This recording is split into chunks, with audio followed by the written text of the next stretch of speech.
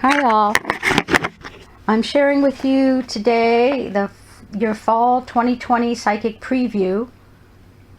Do you feel lucky? Which went out to subscribers on Labor Day weekend. I start off with a parable called The Appointment in Samara. The speaker is Death. There was a merchant in Baghdad who sent his servant to market to buy provisions. And in a little while the servant came back, white and trembling, and said, "Master, just now when I was in the marketplace, I was jostled by a woman in the crowd, and when I turned, I saw it was Death that jostled me. She looked at me and made a threatening gesture. Now lend me your horse, and I will ride away from this city and avoid my fate. I will go to Samara, and there Death will not find me." The merchant lent him his horse, and the servant mounted it. And he dug his spurs in its flanks, and as fast as the horse could gallop, he went. Then the merchant went down to the marketplace, and he saw me standing in the crowd, me meaning Death. He saw me standing in the crowd, and he came to me and said, "Why did you make a threatening gesture to my servant when you saw him this morning?" And Death said, "That was not a threatening gesture," I said. "It was only a start of surprise. I was astonished to see him in Baghdad, for I had an appointment with him tonight in Samara."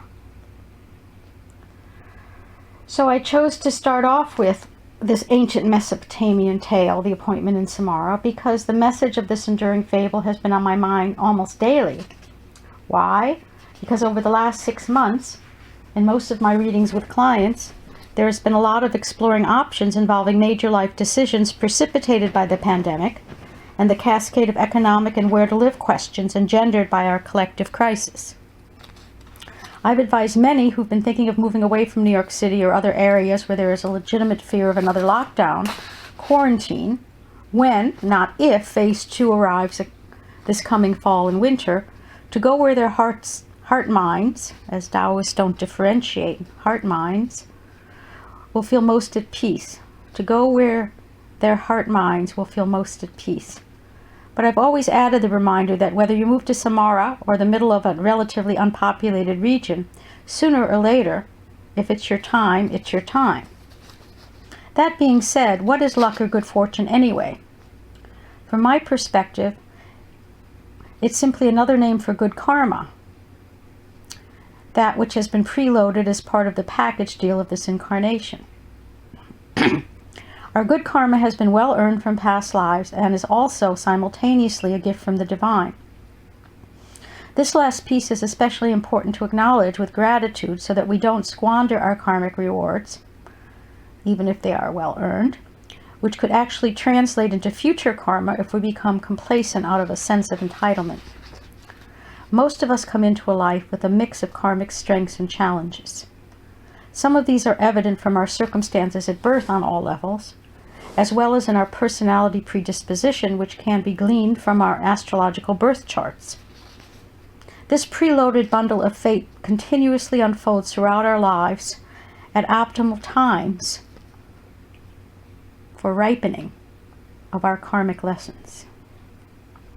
Sometimes seemingly as accidents or synchronicity. In other words, coincidences are just the lords of karma's way of remaining anonymous. In fact, our circumstances are the ideal vehicle which our souls chose for karmic healing and soul growth in any given incarnation. The most important thing to remember is that, besides the kinds of luck and karma we came in with, we always have free will to make an empowered choice as to how we respond to our circumstances in any situation, as well as in the outlook we cultivate going forward. These two factors, how we respond to our fate and our mindset about our package deal of life going forward, are in reality the primary determining influences on our future luck, good karma, and destiny. This means that our point of power is always in the present moment. How could it not be? Yay! If clients ask me in a passive way whether they'll ever meet their soulmates, make a bundle, or be at peace with themselves, I always ask them, "What's your vote?" Many of them look at me in amazement, as if it never occurred to them that they had any say in their future probabilities. Not.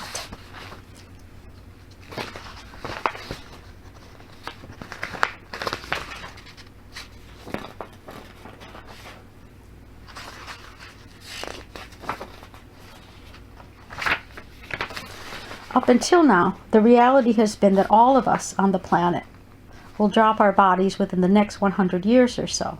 But with the quickening, speeding everything up to help us evolve and awaken faster, combined with the pandemic and earth changes with major climate migration still to come, which are all ongoing factors for the foreseeable future, I can project a probability in which 30 to 49% of the global population may transition, aka drop their bodies, within the next 50 years or so. Please keep in mind that nothing is ever carved in stone when predicting the future, as there are always so many individual free will factors at play in the flow, especially involving the collective destiny of the human race, which is certainly not predetermined. However, if, just for a moment, we consider this possible acceleration in the rate of global mortality, while keeping in mind that from the soul level witnessing perspective, death is absolutely safe, as we get to drop our bodies without losing our higher minds, I'll ask the question again, do you feel lucky? And furthermore add the question, how would you envision what good fortune means to you at this time in your life going forward? For more, please check out the Quickening Phase 2 is here to rock your world. I've listed all the links in this newsletter, the audio version to the written copy on my website. If we want to make the most out of this most interesting period of the Kali Yuga, aka Dark Ages, the Kali Yuga, while fulfilling our soul assignment for this incarnation, we need to really get that our future karma is determined by how we respond to what is, just as it is. That means we have the potential to be fully empowered by our choices now. If we want to open up to our most positive probabilities going forward, we need to be willing to let go of our karmic baggage, outmoded habitual patterns, unhealthy addictions, and specifically parts of our identity like victimhood.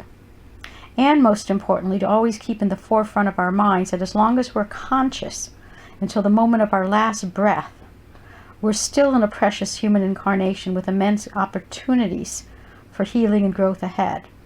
And how lucky is that? When I meditated on how to best utilize the current planetary energies to create our future good fortune and abundance on all levels, what I got was that first we need to reevaluate the last year, then the last 7 years, and even back to our childhoods, and review all the events we viewed as unlucky or unfortunate at the time. Now, some of these circumstances in hindsight can already be seen to have been blessings in distressing disguises.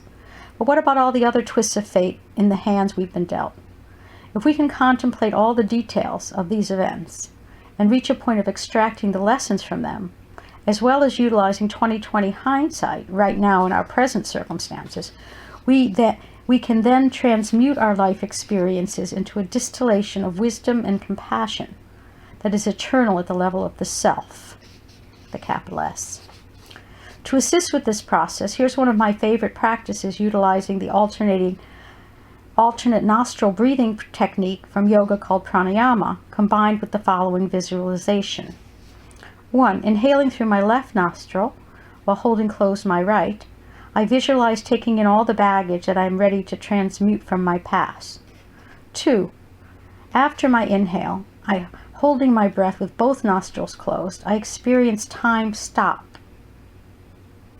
holding our breath, as that part of myself, which is unchanging, transmutes and distills from my past that which is essential for my growth and illumination. And 3, finally, exhaling through my right nostril, while holding closed my left, I send this illuminated energy out into new future probabilities untainted from any past preconceptions. If I start feeling like my witnessing perspective is slipping from following too much news or social media, especially these days observing the levels of collective mental illness and unhealed karmic PTSD that some pockets of the mass consciousness get infected with cyclically, here are some of my personal reminders which I find particularly useful to reboot my consciousness. 1. I'm cultivating an attitude of gratitude for all that I've received and will receive by thanking the universe in advance upon arising for whatever the day will bring. I'm holding the faith that everything happening is always for karmic healing and soul growth, especially if my little self is kicking and screaming. I'm exercising patience as events unfold, since there may be FGOs, aka effing growth opportunities, yet to be revealed, especially in such dark nights of our collective soul. While I'm always happy to do readings to clarify your soul assignment at this leg of your journey and offer insights into what the astrological transits are bringing your way, please don't be surprised when you ask me questions phrased like, will my health improve? Or when will I get a job or more money? Or how will I transition? If I respond, well, what's your vote? As the truth is that we have free will to choose to create a personal reality of what we desire going forward. But manifestation can only occur if, 1, we believe it's possible for us. 2, we believe we're worthy of what we desire. 3, we're capable of holding the faith that it's for our highest good and that if it's meant to be, it will unfold in perfect time in the divine plan. 4, it's for our karmic healing and soul growth in the flow of life. And 5, we can vote yes for our desires on the soul level, not just from the ego, without equivocation. The challenge is that limiting beliefs about what is possible for us can form deeply ingrained unconscious karmic ruts in our identity until they are unearthed and resolved. In fact, many of us have a scarcity mentality based on lifetimes of limiting beliefs of unworthiness that causes us to settle for crumbs from the banquet of life because we think it's better than nothing and it's all I deserve. This fall, our karmic final exam begins in earnest by letting go of any limiting beliefs which only serve to block our future good fortune. Then we can choose to risk pushing ourselves out of our known but boring comfort zones before circumstances do it for us, and move through our fears of whatever is keeping us stuck. As we go for the growth of enjoying the exciting adventure of being fully alive, we need to accept the growing pains. And there again we may feel resistance or ambivalence arising to embrace our full emotional range in this plane of relative truth and duality. But if we choose to surrender now to the whole human catastrophe, from birth to death, from joy to sorrow, then we won't be carrying our resistance to 3D reality into future incarnations. It is, after all, our aversion to the messiness of the human condition which creates our ongoing chronic suffering, because we're afraid of going through the clean, sharp, growing pains which come with being a mature soul. Isn't free will grand? On the astrological front, karmic teacher Saturn stations direct on September 30th, and transformational Pluto just behind stations direct on October 4th, kicking off the official start of phase 2 of our karmic final exam.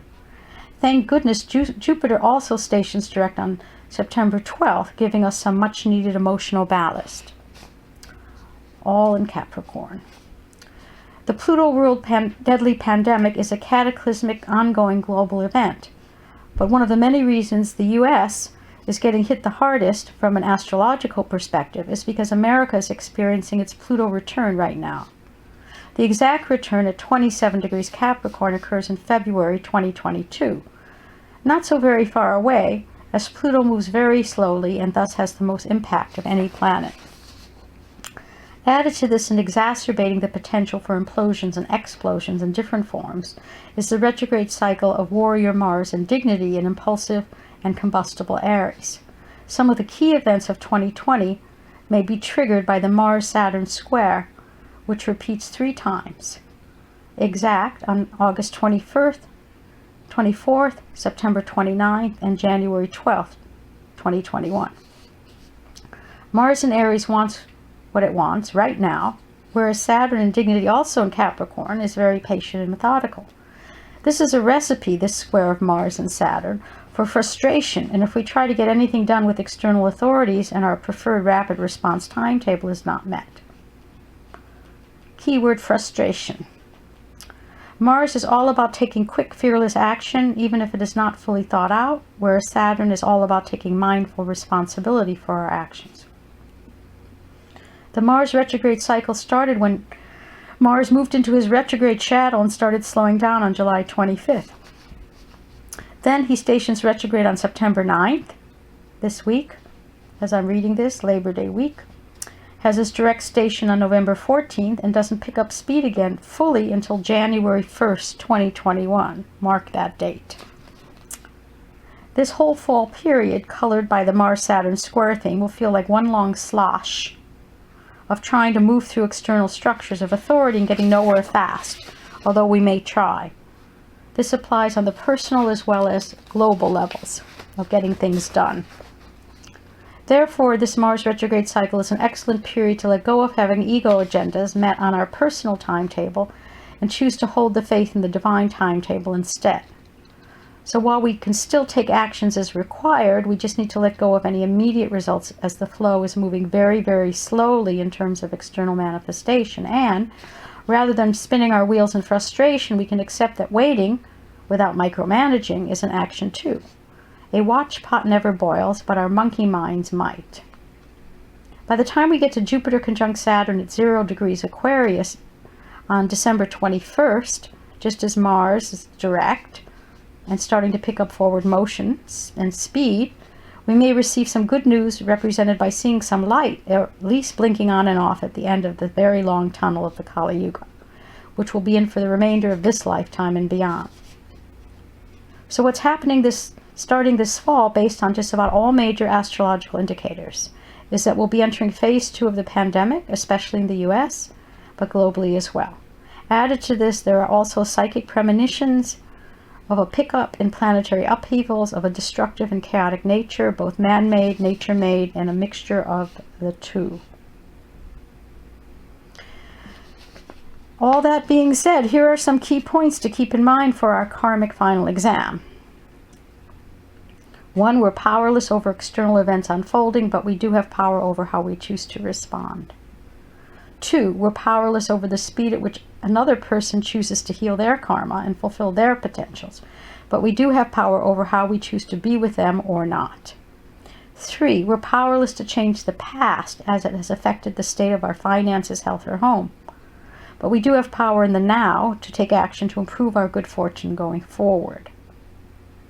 In closing, with all the chaos and madness playing out on the world stage, it's more important than ever that we choose to hold the light with faith in the divine plan, unfolding as perfect in the flow.